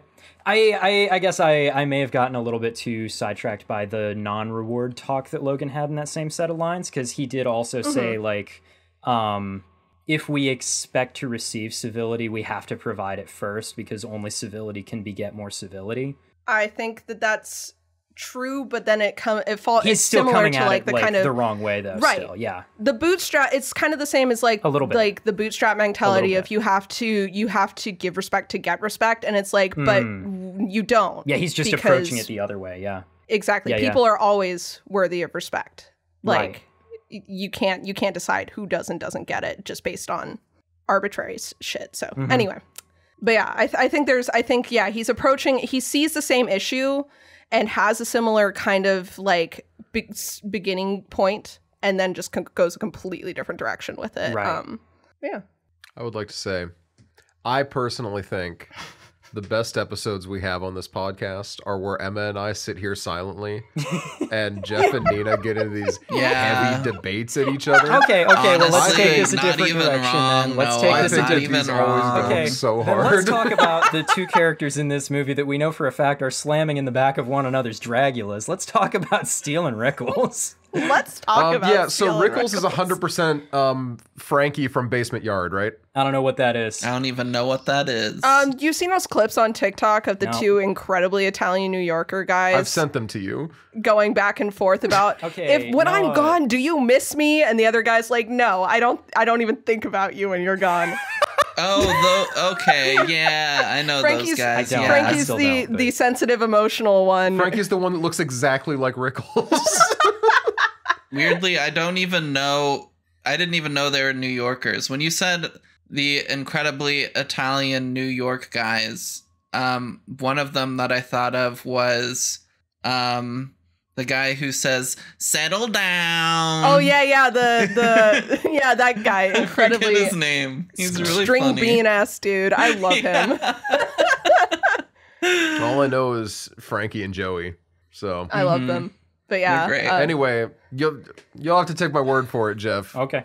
Looks exactly like him. All right. Doesn't act like him. Doesn't talk like him. Looks exactly like him. To look Not into wrong. this. Okay. Okay, so Emma, you said that you felt like the performances from a lot of the military guys were kind of terrible. Yeah. I'm hoping you weren't talking about my man Steele when you said that, right? Because I think Which one was Steele? he at least The worst military the man. one with the hat. the evil John Goodman guy. Okay. So here's the thing. Their entire performances weren't bad. Right. But there were times where it was extremely over the top to the point where it was really unnecessary and just kind of bad. Like when they're first introduced and they're like vulgarly joking around and they're just really they're talking about loud Steele's about dick, it. and they're like, it's the biggest piece of meat in the cave. Oh, whip it out. Like all that stuff. Yeah, all of that was just way overacted. I think. Like they dialed it to 12 where it should have been at like a 9 or a 10. Okay, I feel like those two specifically, And then- almost everything that they do, I think is perfect. Because like when they dial it up to a 12 like that, I don't perceive that as being too much, because I feel like it's just showing that that's that's how far off the deep end these guys are getting at this point, you know? Mm-hmm. I totally get feeling like it's too much, but I understand the direction they were trying to go. Sure. I feel like it missed the mark. Okay. And they overshot it. Okay. And there were other similar times throughout the movie where they just, again, were getting like really high energy. And every time they did that, it just didn't go well. I didn't think. Okay. Additionally, I think the bad military boss guy, Rhodes. While I enjoyed his death, I thought it was silly when it shouldn't have been. I got like when he opens the door and there's all the zombies and he's like, whoa, whoa. That specific moment not even is, that, just a touch goofy. But it's just like really goofy, and I'm like, that doesn't fit. It feels like that moment should feel a little bit more just flat and bleak, maybe, but right. Yeah. Like the other deaths were harrowing. I am gonna say all the other deaths were harrowing and bleak. Yeah. But Romero's not stupid. He knows that we're cheering for this guy to die. That's why Bubs salutes him when he dies. That is also a good point. It is our goofy mood lightening death of the movie. That's true. It's the only mood lightener we get. This is where I'll pull in the right hard. It's an 80s movie. It also hits right after like Steele's suicide, so there's that. Suicide, I believe is a very, very well acted scene. I think Steele's acting the whole way there. I thought that was great. Yeah, he does really, really good. Yeah, that was brutal. And then, like, I don't know, there's something about, like, just the small detail of the way that he, like, crosses himself with his pistol before he does it. It's just, like, it gives him that little bit more depth. Like that one really pointless close-up scene on Rickles' hand where we see that he's wearing a wedding band right at the beginning of the movie. And that never matters. But the movie makes sure because we saw his husband already. Steele never wears a ring interesting. He's a new age like that. Okay, so I think it's really interesting how that kind of Steele and Miguel have had beef since early on, but they both like invoke Catholicism and religion at their death. I just think that's interesting. That is interesting. Yeah. Hashtag we're not as different as we think we are. Wow. Yeah. And I don't want to shit on Rickles too much because I know you really like Rickles. I like Steele way better than Rickles. You can shit on Rickles a little. Okay. No, Rickles is annoying. Rickles is very annoying. I'm going to shit on Rickles. He is doing it on purpose. His death scene was really dumb. Not where he actually died, but leading up to it where he's running around with all these zombies chasing him. And he's got a pistol. And he's doing like ballerina hops and like shooting while in the air. Yeah, that whole lead up to his death is really odd. Like he's military, right? He should know how to properly fire a gun, and that the way he's firing it is not at all gonna work. Yeah. I mean, Bubs knows how to shoot a gun better than this guy. Hey, Bubs was military. Rickles is supposedly military. I'm just saying. More recently than Bub was, certainly. we think anyway. Yeah, the whole lead up to Rickles' death does not quite it doesn't hit the same way that any of the others really do. It's not a great chase sequence. I grant that for sure. Also, I think it's funny. So when all the zombies were lowered down into the compound from that field by that like big elevator, and all of the military people run away, and the bad guy gets in that like little like slow car and starts driving away, and the other ones catch up and they stop running and chasing after it, and they're like, "Oh no, you jerk! Like, how could you?" You when that thing is so slow, you absolutely could have just they run were running and caught faster up to than it. that thing drove. I'm pretty sure. Yeah. It's just like a little golf cart. You can run with those things. Yeah, exactly. It does emphasize the way that Rhodes just doesn't actually give a shit about his men, though. For as much talk as he has about my man and all that shit, like he doesn't actually care. When it comes down to it, he only cares about himself. Yeah, I think it's absolutely. But they could have got a faster golf cart. They could have. Nina, you kept trying to say something. Oh my god, what was I trying to say? Was it about the golf cart speed? No, it was about Rhodes' dying words. Oh yeah, choke. Okay. I liked that because I like that he just stays angry. Yeah. I like how pissed he is. Just hard ass to the end. Yeah. I love it when characters who have been consistently insisting that things are inhuman and have no like capability of understanding like humanity or human like emotion, like even they lose some semblance of that kind of facade at some moment and start yelling at or make a mistake and implicitly treat whatever thing it is as human or as sentient. So I liked those dying words because it's this anger and it's directed as you would direct it at an asshole human. Yeah. Also, just his acting in that scene. I know, like, we were talking about how him, like, opening the door and seeing the zombies, like, that moment's a little hokey. The moment immediately after that, when he turns around and suddenly Bub is in front of him and he, like, shoots him in the stomach, the look on his face in that moment is so fucking perfect. And then as he, like, goes down and then Bub hits him with the sarcastic salute, the way he acts that moment is so fucking good. I love that. He's just in absolute shock of it. And then when the zombies kill him, they rip him in half. And I think that's They very do rip him in cool. half. I think that's There's a neat. lot of really great ripping people apart shots in this movie. I was Just hoping in general, that we there's would a lot just of ripping people apart. I was hoping that we would treat this the way that we usually treat slashers and all pick a favorite death. I think it's pretty obvious, like, in my opinion, the one where the head gets ripped off. That's you what can't I was tell going to me go that's for. not the best one. It's a good one. Yeah, That's it's a the good one that, like... It's It's kind of honestly, the big one on this. It's my favorite fun. My favorite somber might be Steel.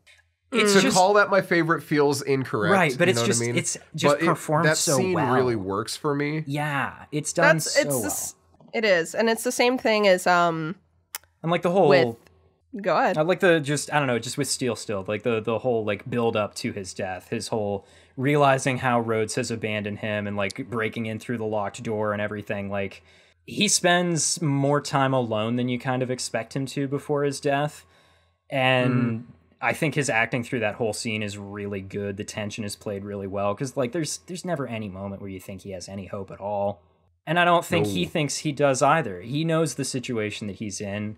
And he's in a little denial for a little while, but then when he hits that point and he accepts it, like, he's not surprised by it at all. And I don't know, I love the way he performs that scene, and I love that specific actor's performance of everything he does in the rest of this movie. There's an earlier scene where Captain Rhodes is just being a piss baby for no reason. Yeah. And is shouting at Sarah to sit down at the table because he's not done talking. Yeah, and he threatens to have her shot. And he threatens to shoot her. And she says, "You won't." And then he says, "Steel, shoot her." And Steel goes, "Yeah, kapow." And does he does a finger gun and he goes, "Bang, and you're dead." Rhodes pulls a gun and points it at his head and he's like, "You shoot her dead right now, or I will shoot you dead, and then I'll shoot her and dead." Steel takes a minute to actually be like, okay, whoa, geez, like... Yeah, he's like, "I didn't know we were doing that. Okay, fine, Yeah. fuck, I'll do it. Jeez, calm down." And even then, when he gets up and pulls his gun out, he doesn't shoot her immediately. And it gives her enough time to go sit down so that Rhodes doesn't want her to get shot anymore. Yeah. I don't know. There's a lot of moments when the military guys do their high school boy routine where they're all laughing just maniacally. And I love how you can feel the stress in their laughter. Like, yeah. There's not an ounce of happy laughter. Yeah, they're being dicks, but it's like the same kind of unhinged anxiety laughter you get from someone who is just so tired that they can't hold it together anymore. Yeah. And I really liked how that it happens so often that it you can feel that it's just like a nervous like tick for them at this point. Yeah, they're just doing it mechanically at this point almost. Yeah, and it's it feels like the same for like why they're making asshole-ish remarks and saying fuck all the time is because this is a really high stress situation. And I like that like they're not shown as handling it well because there's this idea of like weakness in men as like being like the type of soft boy, but the most adjusted people in this group are the ones who are taking time to take care of their mental health. They're calling Miguel the weak one here, but like they're the ones who are destroying themselves and everyone else by like just trying way too hard. Yeah. Yeah, and I felt like to get back to the heavy shit, I kind of felt like that was also sort of like offering a I don't know, kind of a statement on how, like, when social hierarchies begin to collapse, the people who fare the best with that transition are the people who were not benefited so much by the social hierarchies to begin with. Mm-hmm. You know, which is why, like, you know, Sarah and John are, like, fine, because they weren't getting benefited by the social hierarchies that they were living in previously. So this isn't as huge a step for them as it is for a lot of the other guys. Yeah, no, 100%. What was I gonna say? Yeah, you were getting ready to say something else.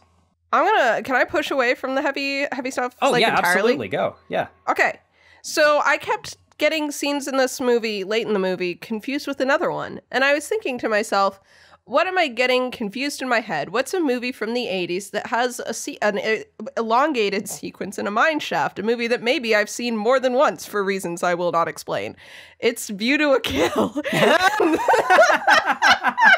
Oh my God. I kept mentally being like, View to a Kill? People are running through mine shafts and shit. And I'm like, oh, this feels so familiar. It's because of View to a Kill, the last Roger Moore James Bond movie that I've watched multiple times because Grace Jones and Christopher Walken are just so hot. And that's the only reason. I watch movies for cinema. Nina watches movies because they're gay. Right.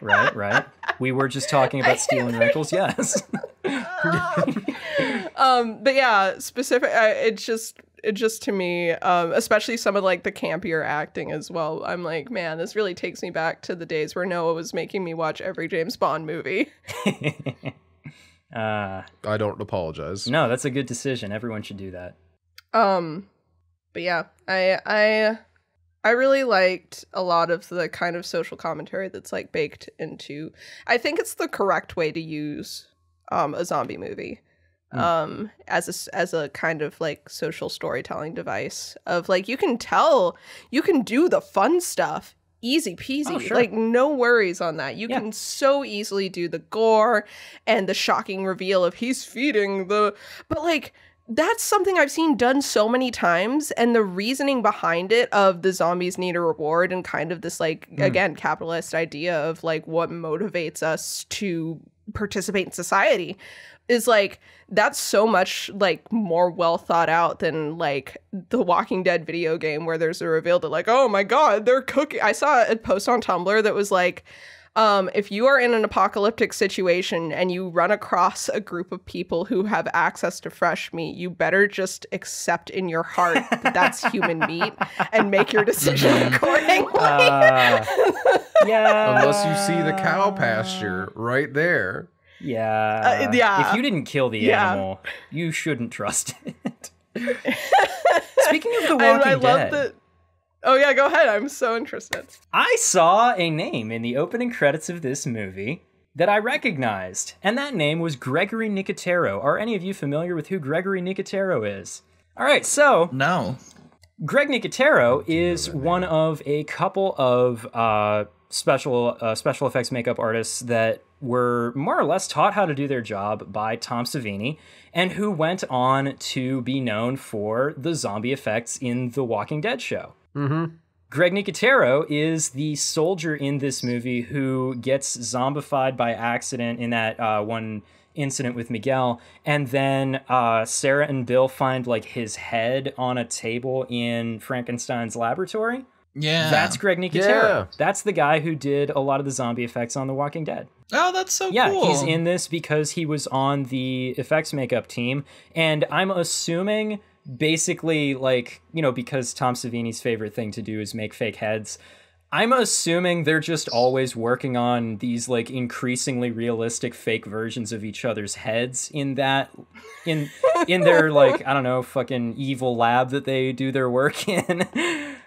And I think Romero just said, I don't know, you want to do some stuff with severed heads? Let's do some of that. And Savini was like, okay, put Greg in the movie. We've got a really great version of his head here, so we can use that.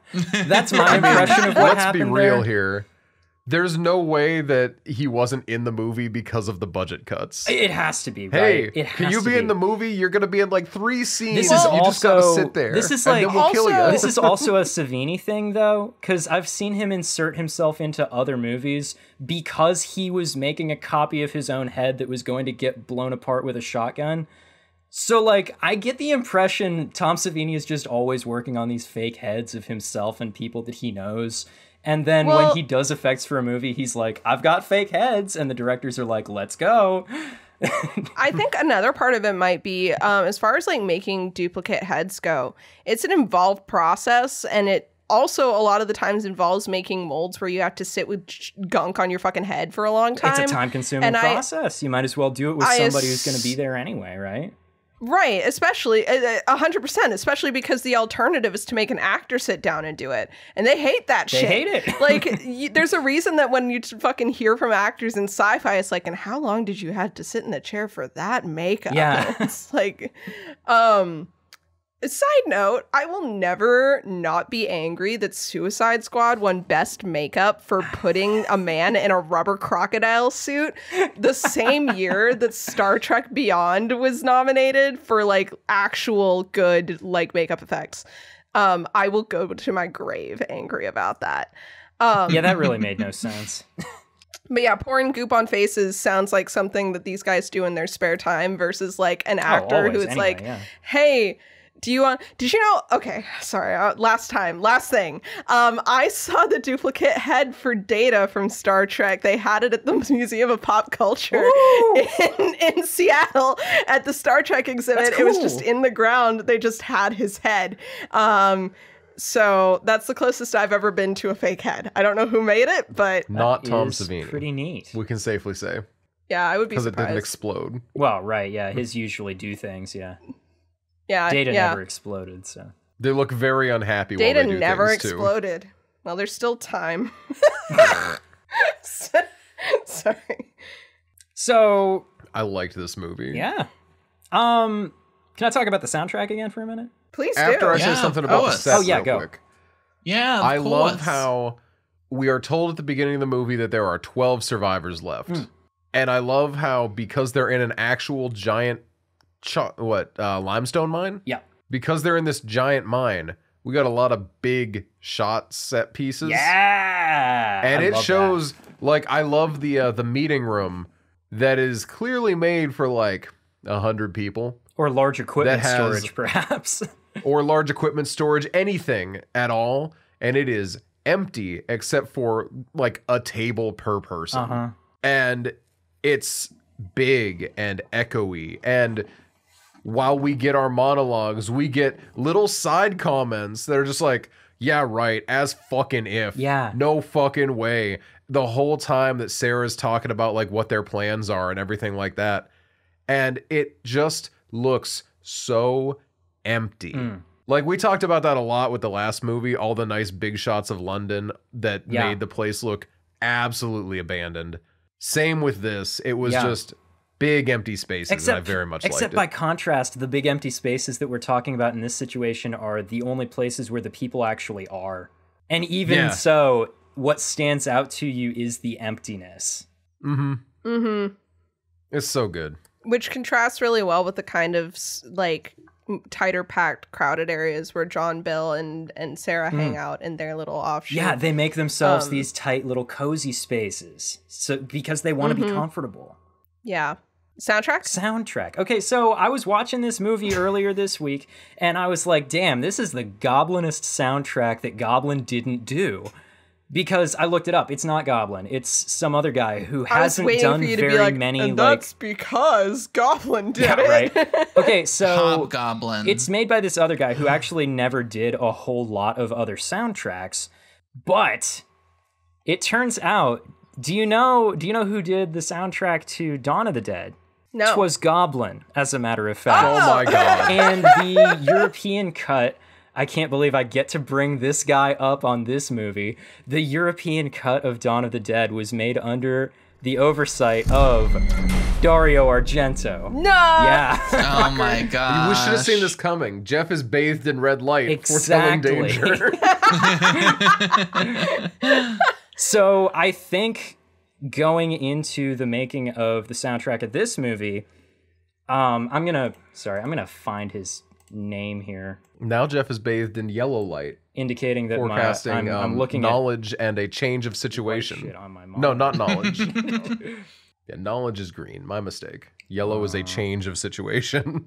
I remember what Jeff said. It is John Harrison. I believe going into my guess here is that going into the making of this soundtrack, John Harrison was more or less told, we want you to do Goblin.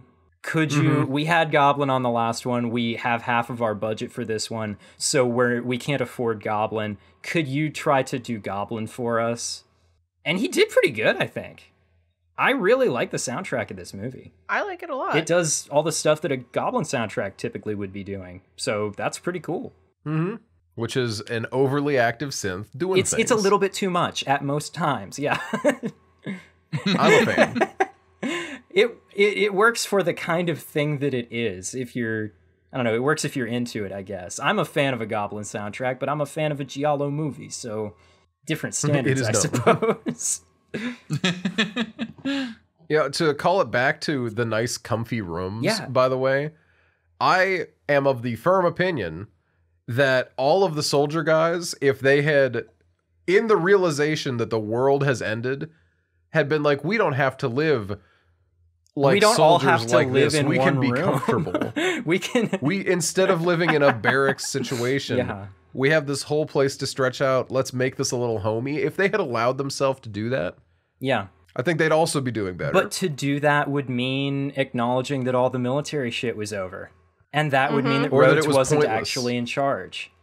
Because what Rhodes is saying, like in his initial "I'm in charge here," monologue that he screams at everyone, which, by the way, I'm pretty sure I heard talk of, I've heard that, like, to get those, like, that, like, horse sound in his voice correctly, they had him either shoot all of those scenes like 1,000,000 times until his voice was just worn out, or they had him, like, pre-burn out his voice before they even started shooting. They probably Which did that. Either way this isn't crazy a talk. Kubrick type of move. Well, yeah, right. It's Romero making everyone else sit Kubrick, through it. But on the other hand, they did all actually kind of just live down in this mine underground for like a month straight while making this movie, and they did poorly with it, from what I gather. No way. Yeah, there were a couple of times that they had to like take breaks for multiple days in a row so everyone could get some sunlight.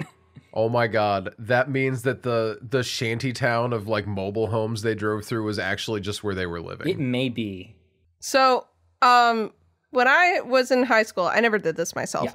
When I was in high school, one of the like retreats, big air quotes, that my youth group did was to take all of the teens to an abandoned missile silo and like drop them in there. What kind of fucking church did you go to? Jesus Christ, what the hell?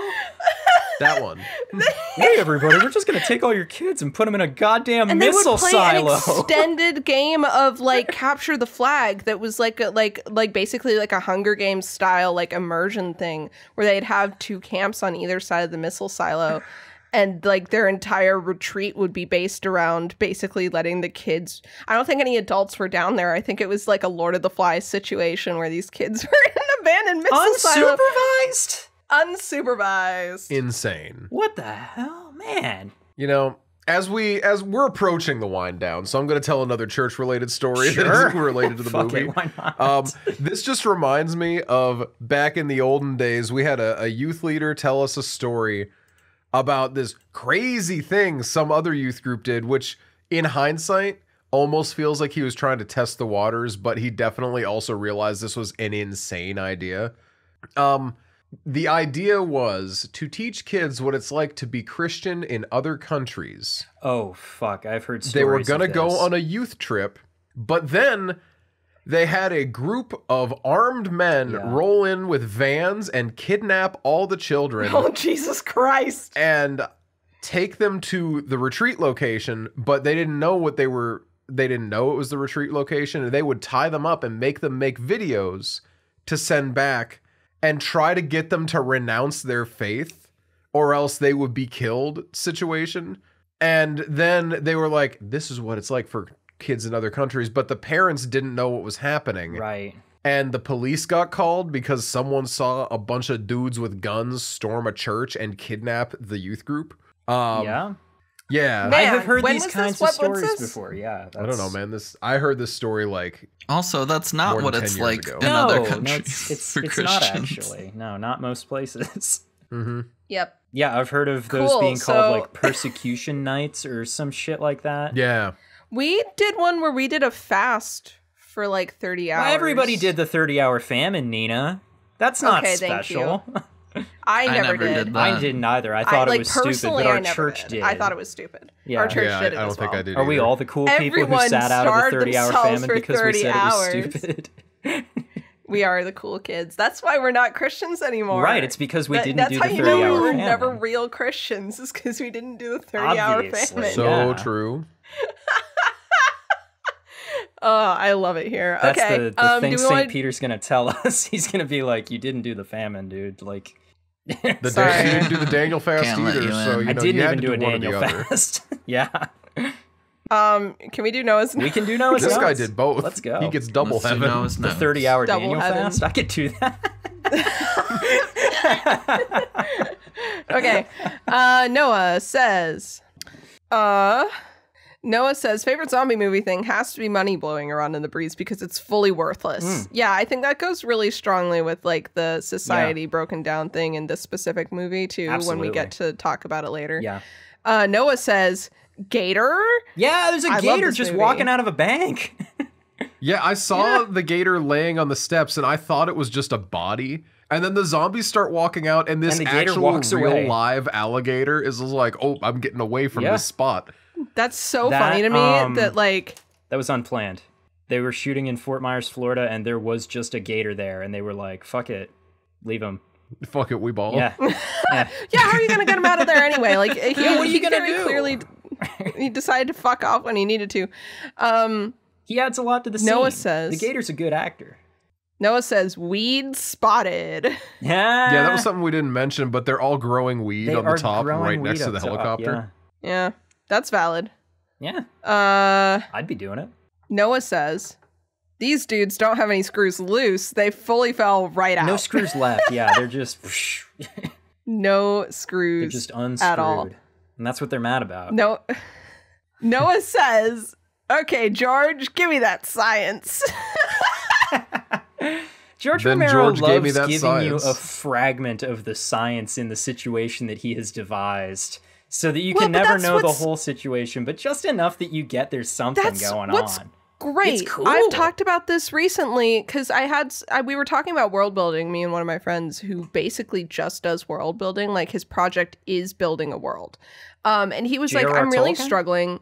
This came up in the conversation. George R.R. Martin? Frank Herbert. He's like, I'm really struggling because I'm burning out and I don't know how to keep going. And I'm like, I only ever world build in detail the things that are going to be directly addressed in the story. Everything else I will come up, like, I will develop enough that it, like, isn't glaringly empty. right. But, like, if it's not the main focus of the themes that I want to tell, then I'm not going to get into it. Right. And I think that this is a very good example of that, where the stuff that we learn about zombies is obviously only what the characters are directly interested in learning. The characters don't tell us anything that isn't directly related to the themes and the, like, mission statement of the characters themselves. Yeah. They don't tell us about, like, how the blood keeps circulating or if the heart's still beating or whatever, or like no talk how of the infection how this travels. happens, just that it does. The reanimation causes decay to slow, and it just lasts longer and keeps moving for some reason. Yeah, and that fits for what the mission statement of the scientist is. He's not trying to figure out the how. He's trying to figure out, what do we do with this now? Yeah. What can we do? What do I want to do? So yeah, I love that. Anyway, love world building. Love to world build someday. Speaking of world building, these soldier uniforms are not army green. They're like this weird blue-gray green, which makes them look a lot dingier and meaner. Do you remember how you were watching a bad copy of this movie? Yeah, but are they really green in the regular movie? Yeah, I'm pretty sure. Oh, damn. Unless my eyes Look at don't the picture work. I posted I'm pretty of, sure of, they're of green. Wriggle. Yeah, there's that I'll picture of look at Rickles in that. the chat right now. Check that out.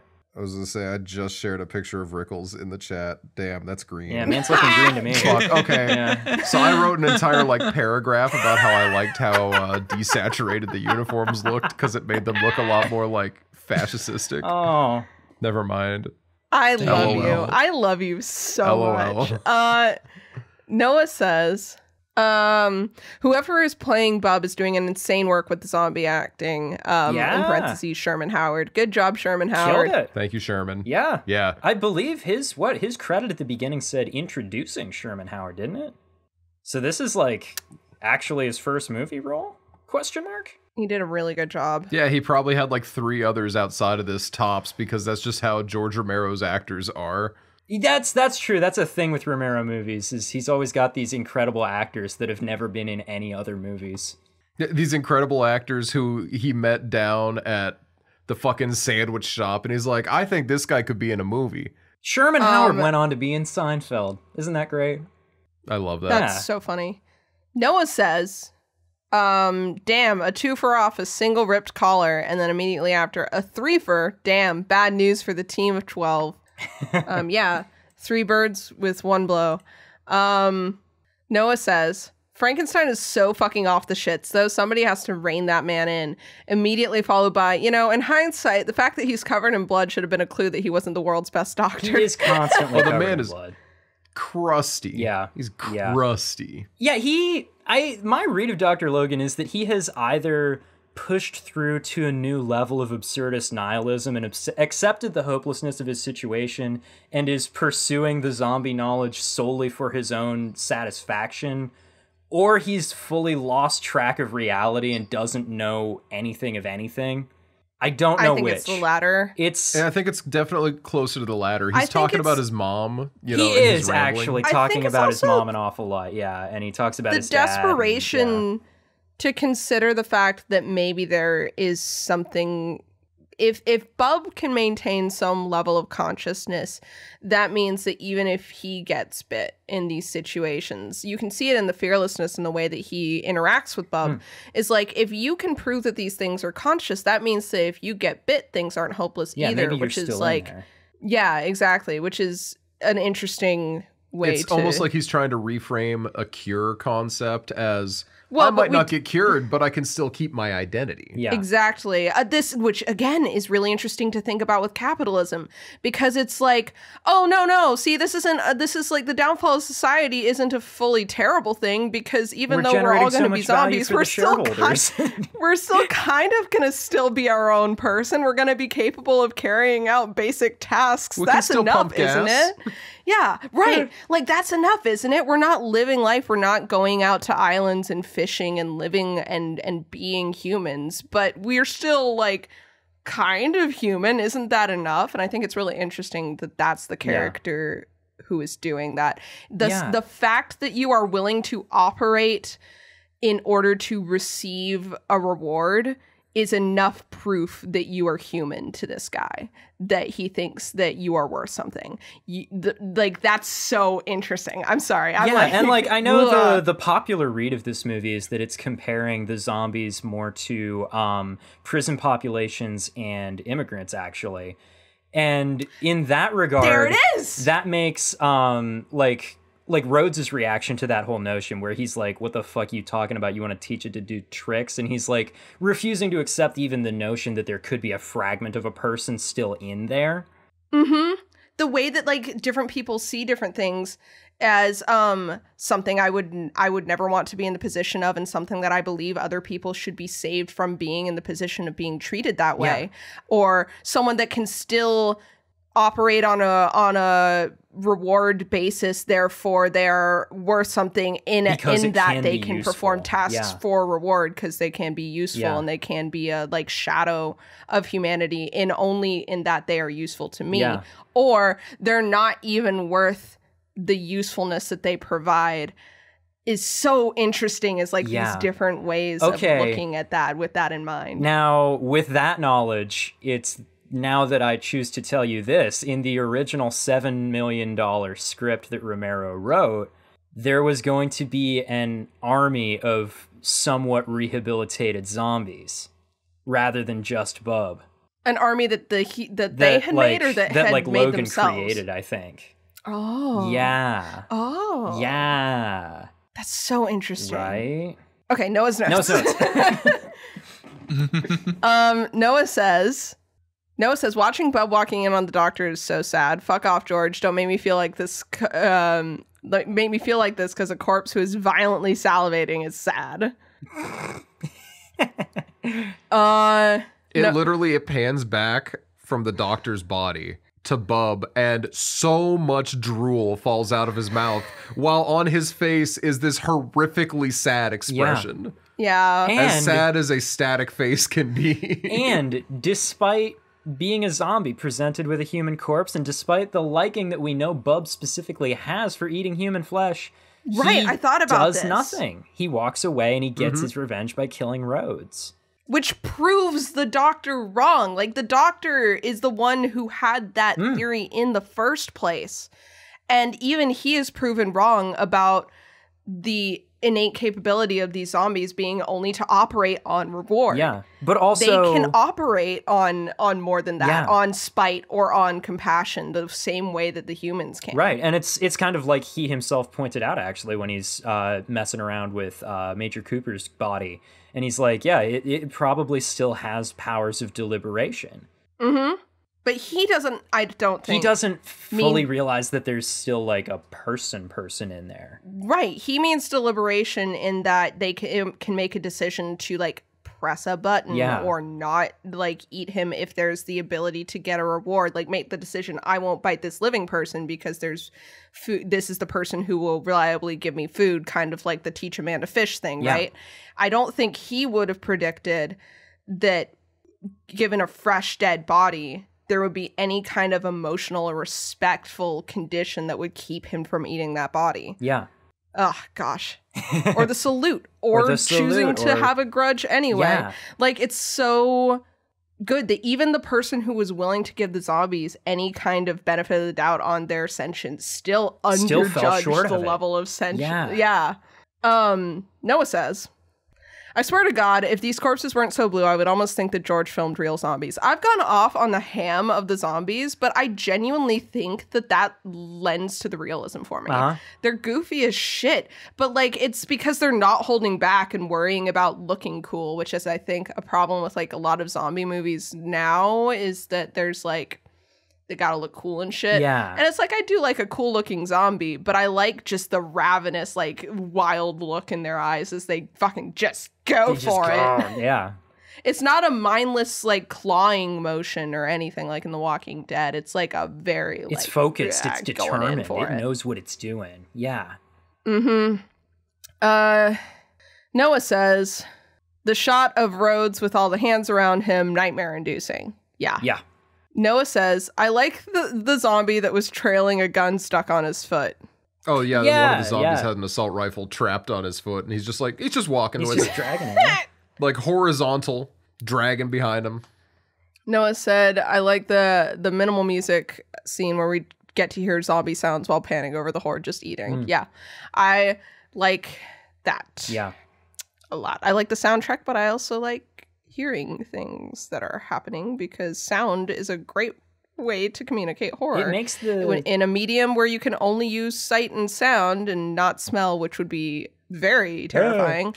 I like when movies use just ambient sound like that. Yeah. But yeah. It makes it all feel a little more real, you know, because they're standing around devouring these corpses. You want that to hit as much as it can. And the noises really make it do that. Hell yeah. Okay, well, that's it for Noah's notes. Nice. Ta-da. Good movie. I could talk about this a lot more even, but I won't. It's got a lot because to it. I really want to know what movie we're talking about next time because we don't know. We told Emma that they could choose this time. Yeah. So I'm so excited. I'm excited we haven't had an off the shits Emma pick. We haven't in a while. This year. I missed it. So tell us, Emma. Well, I had a few options, and, you know, I researched them because I didn't want to pick one that was too off the walls. There's one I was really interested in, but then reading more about it, I thought it might be a bit too intense. Oh, the Suspiria remake. I understand. No. The one I was thinking about was See No Evil. I've seen the cover for that one. It makes me uncomfortable. Yeah. I'm not, but I'm gonna look it up. If it's the one I'm thinking of. I can tell you about it after we finish recording. Oh my god, it's a no, Belgian See No horror Evil. movie. Oh shit. The WWE one? Oh shit. Huh? See No Evil, the WWE movie? With Kane? Wait, maybe It's got like a meat hook.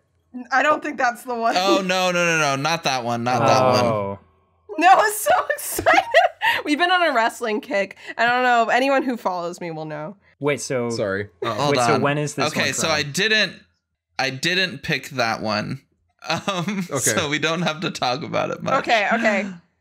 But I did pick Speak No Evil. Oh, That's what it's called. Okay.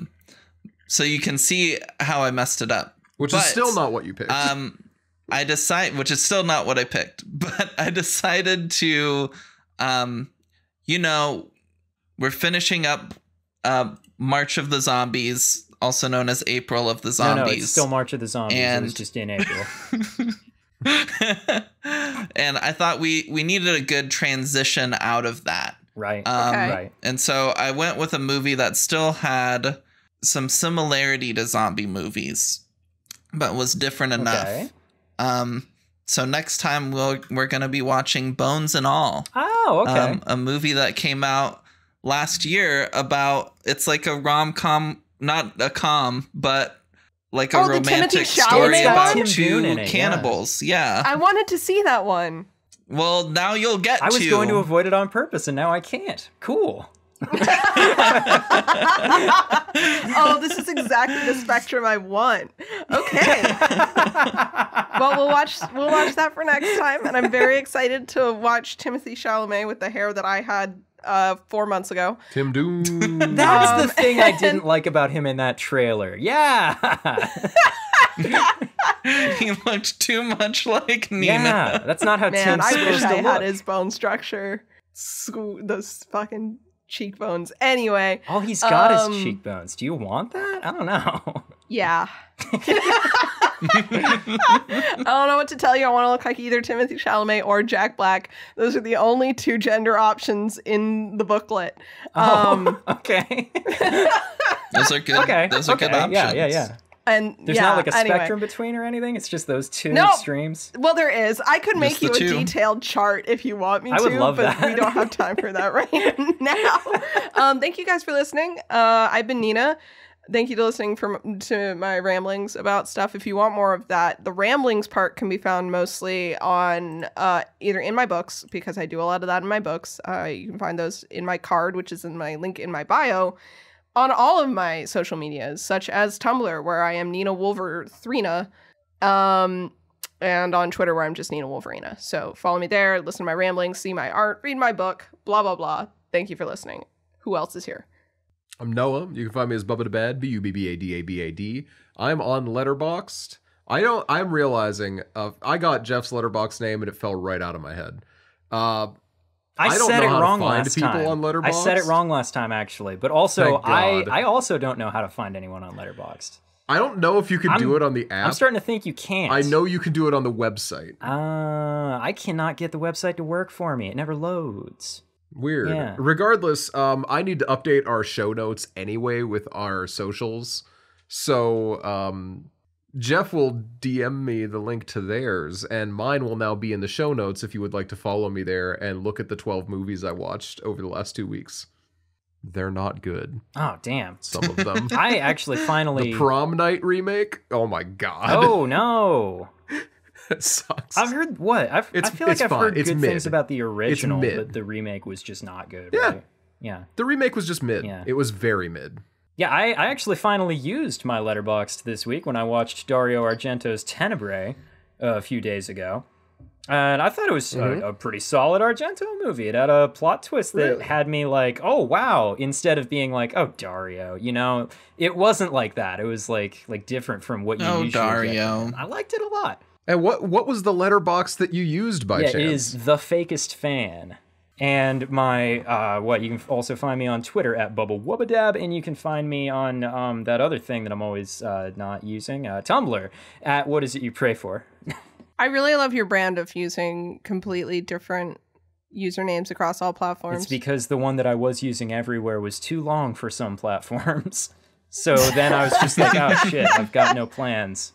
And I have no consistent branding anywhere, and that's fine because I almost never use any of my social media at all. It keeps them guessing. Yeah. Can't let them know your next move. And I'm Emma. Emma. Also known as Emma Panada. You can find me on Twitch and Twitter at Emma Panada. And I also am writing a TTRPG called All the Witches, and the Kickstarter is over now. Ooh. And now I actually have to work a bunch on it. So I'll be pretty busy with that. But if you want updates on how it's going, you can follow at allthewitches_. Hell yeah. Hell yeah.